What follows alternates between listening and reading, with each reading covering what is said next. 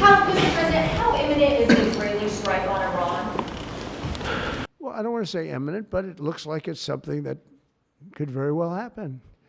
Look, it's very simple, not complicated. Iran cannot have a nuclear weapon. And my other question about the Middle East, as the Israelis apparently gear up for some kind of an attack, a possible attack on Iran, are you trying to talk Netanyahu out of doing that, or are you so against Iran having a nuclear weapon that you're okay, he does his thing because it is not an American? Yeah, it's a very fair question. Look, I want to have an agreement with Iran.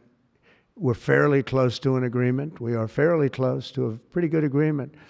It's got to be better than pretty good, though, but it's got to be, I'd much prefer an agreement. As long as I think there is an agreement, I don't want them going in because I think that would blow it. Might help it, actually, but it also could blow it. But we've had very good discussions with Iran. Whether or not we get there, I can't tell you, but it'll happen soon. I say this, Peter, very strongly. They can't have, whether it's going in or not going in, they can't have a nuclear weapon. I'd prefer the more friendly path. And can you tell us what the Israelis told you that made you start to evacuate the dependents of servicemen and women who are stationed in the Middle East? They didn't tell me anything, but I said, look, there's a chance of massive conflict. We have a lot of American people in this area, and I said, we got to tell them to get out because something could happen soon. And I don't want to be the one that didn't give any warning and missiles are flying into their buildings. It's possible. So I had to do it. I had the choice. Do I do it or not? Doing it has its downside, but it also has its upside. Like, you're going to save a lot of lives if it should happen. Hopefully that doesn't happen. Right? Thank you. How confident are you, sir, that conflict with Iran can be avoided? Well, I'd love to avoid the conflict. Iran's going to have to negotiate a little bit tougher, meaning they're going to have to give us some things that they're not willing to give us right now.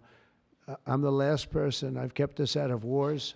We defeated ISIS completely, 100%, and I haven't had it's peace through strength. I believe in peace through strength. We're the greatest military in the world. I rebuilt the military, as you remember, for 4 years. I rebuilt the military. And then we gave a chunk of it away, but it was still peanuts. It was a lot, but it was peanuts compared to what we rebuilt. Gave it to Afghanistan, one of the most embarrassing moments in the history of our country, with the whole withdrawal, the way they withdrew was very embarrassing. But we rebuilt the military. We have the greatest, strongest military. We defeated ISIS. We defeated ISIS.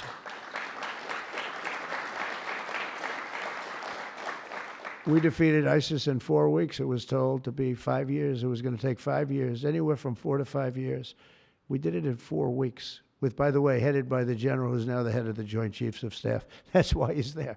He said it would take 4 weeks, and he did it in 4 weeks. He did actually a little bit faster. Mr. President, how imminent is an Israeli strike on Iran? Well, I don't want to say imminent, but it looks like it's something that could very well happen. Look, it's very simple, not complicated.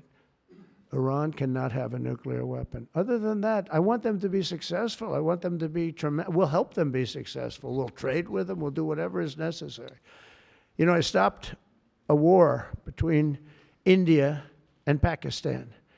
And I stopped it with trade. I don't think I've ever seen a story written about it, but it was pretty cool. They were getting ready. Pakistan was their turn to hit, and eventually they're going to go nuclear.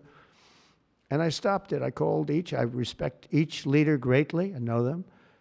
And I spoke to them, and I talked about trade. I said, but you're not trading with us if you're going to go to war, if you're going to start throwing nuclear weapons around. And I said it to both of them, and they were both unbelievable, actually. They understood it exactly. They stopped. I stopped that war with phone calls and trade. And India's here right now negotiating a trade deal, and Pakistan's coming, I think, next week. And I'm very proud of that. Nobody died. The nuclear weapons, they each have very severe, very substantial numbers of nuclear weapons. And I think we should get some credit for that. You know, the whole Republican Party should, because that's their mindset. Mr. President, for Americans that are coming to Washington on Saturday for military... It's going to be a great day. What would you like folks to take away from that day? What would you hope that they would remember? And also, Mr. President, how great our country is. Very simple. And how strong our military is. We have the strongest military in the world. You know, it's very interesting. 3 weeks ago, it was the end of world anniversary, end of World War II. And I called France, and Macron, who's a good man, I said, what are you doing? He goes, we're celebrating World War II, our victory. I said, your victory? Your victory. Tell me about that. And then I called somebody else, and I happened to speak to President Putin at the time. Now, in all fairness to him, he lost 51 million people, and he did fight. Russia fought. Sort of interesting, isn't it? He fought with us in World War II, and everybody hates him.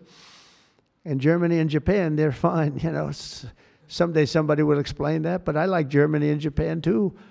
But Putin is a little confused by that, you know. He said, we lost 51 million people, and we were your ally. And now everybody hates Russia, and they love Germany and Japan. I said, let's explain that sometime, okay? But it's a strange world. But I will say this, look, I want them to go away saying how great our country is and how great our military is. And I was making all these calls. For some reason, I spoke to like 4 different places. Sir, are you celebrating? And I said, you know, we won World War II and World War I, right? We won them. And yet we're the only country that doesn't celebrate. Everybody's celebrating except us. And I said, we should celebrate too. You made a lengthy posting today on Truth Social about Senator Rand Paul. Do you expect to see him at the picnic tonight, sir? I do. I look forward to seeing him, actually. I like him. He's the hardest vote in the history of the U.S. Senate to get. Probably won't get him. But he's a very tough vote. I mean, he's a very tough vote. He's always been a friend of mine. You know, I endorsed him and got him elected. I got him elected twice. But I don't think he understands how great this bill is. This is a great bill. No tax on tips, no tax on, you know, the Social Security payments. It's unbelievable what happens. No tax on overtime. You work overtime, no more tax. It's so, those are big, but they're minor compared to the big things. Taxes reduced. And let's look at the other side. If it doesn't get approved, a 68% tax increase, 68%, including the fact that the Trump tax cuts kick in, but it's a 68% tax increase and many other bad things. I don't even want to, some of them are so bad I don't even want to talk about them.